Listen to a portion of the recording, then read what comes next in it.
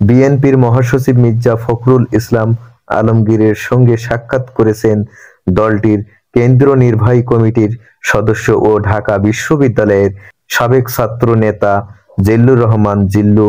দীর্ঘ 22 বছর পর নিউ ইয়র্ক থেকে ঢাকায় আসেন তিনি। সোমবার সকালে মির্জা ফখরুল ইসলাম আলমগীরের গুলশান বাসায় সাক্ষাৎ করেন যুক্তরাষ্ট্র বিএনপির দুইবারের সফল সাবেক এই সাধারণ সম্পাদক। এর আগে গত 22 জানুয়ারি যুক্তরাষ্ট্র থেকে শাহজালাল আন্তর্জাতিক বিমানবন্দরে অবতরণ করেন তিনি।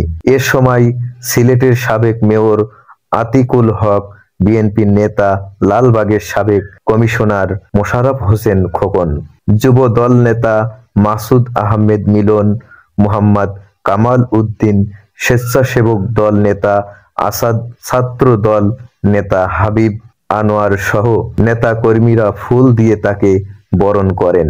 ফ্যাসিস্ট হাসিনা সরকারের আমলে জিল্লুর রহমান জিল্লু যুক্তরাষ্ট্রে বিএনপির নানা কর্মসূচিতে সফলভাবে দায়িত্ব পালন করেন।